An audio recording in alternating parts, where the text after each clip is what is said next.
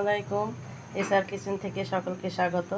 আজকে আমি সোয়াবিনের পাকোড়া বানিয়ে দেখাবো। পাকোড়া বানানোর জন্য কড়াইয়ে আমি জল দিয়ে দিলাম।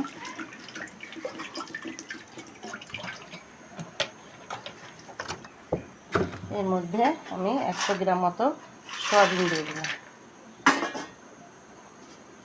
দিয়ে ঢাকা দিয়ে দিলাম। এটা একটু সেদ্ধ হোক। সিদ্ধ হয়ে গেছে, আমি এবার এটা তুলে নেব।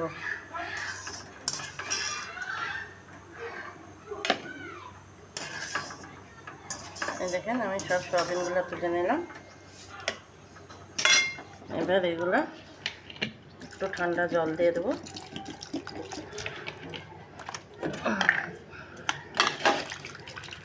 এগুলোকে চিপে এইভাবে মিক্সিতে দেবো, এটাকে গ্রাইন্ড করে দেবো।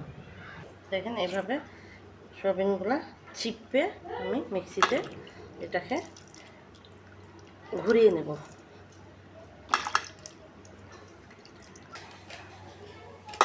এই দেখেন সোয়াবিনগুলো গ্রেড করে নিয়েছি, একটু মোটা মোটা করে গ্রেড করতে হবে। এতে এবার আমি বেসন দেব। দেখেন দুটো পেঁয়াজকে আমি কুচি করে রেখেছি কেটে, এটা দিয়ে দেব। 4-5টা লঙ্কা কেটে রেখেছি, এগুলো দিয়ে দেব। ধনিয়া কুচি আর এই ধনের পাতা, আর এই দেখেন এটা আদা।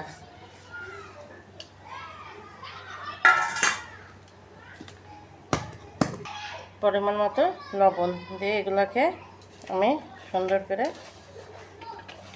মেখে নেব।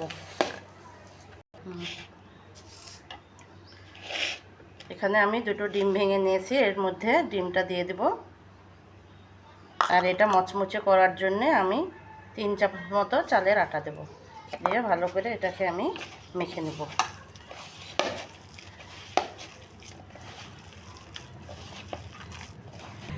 এই দেখেন আমার সোয়াবিনের এগুলো আমার মাখানো হয়ে গেছে। এবার আমি এটাকে পাকোড়া শেপ করে আমি তেল গরম করতে দিয়ে দিয়েছি গ্যাসে। এবার আমি এটাকে ভেজে নেব। গ্যাসের ফ্লেমটা খুব হাই করা হবে না, মাঝারি থাকবে।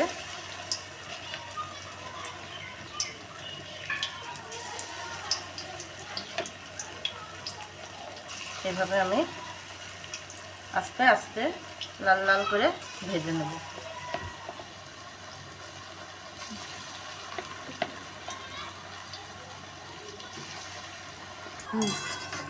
এই দেখেন আমার পাকোড়াগুলো ভাজা হয়ে গেছে, লাল লাল করে সুন্দর করে ভেজে নিয়েছি। এগুলো এবার আমি তুলে নেব।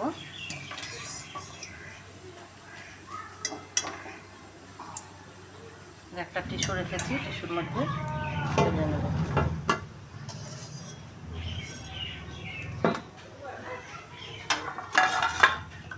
বাদ বাকিগুলো আবার দিয়ে দেবো। এই দেখেন আমার পাকোড়া ভাজা হয়ে গেল। পাকোড়াগুলো খুব সুন্দর করে লাল লাল করে ভেজে নিয়েছি। এগুলাকে এবার আমি তুলে নেব। এই দেখেন খুব সুন্দর করে ভেজে নিয়েছি। এই দেখেন আমার পাকোড়াগুলো সব রেডি হয়ে গেছে, খুব সুন্দর হয়েছে। সস দিয়ে এগুলাকে খাবো।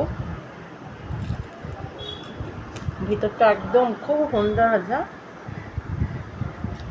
আপনারা বাড়িতে বানিয়ে খেয়ে দেখবেন, আর আমার চ্যানেলটাকে একটু লাইক শেয়ার সাবস্ক্রাইব করে দেবেন। খুদা হাফেজ।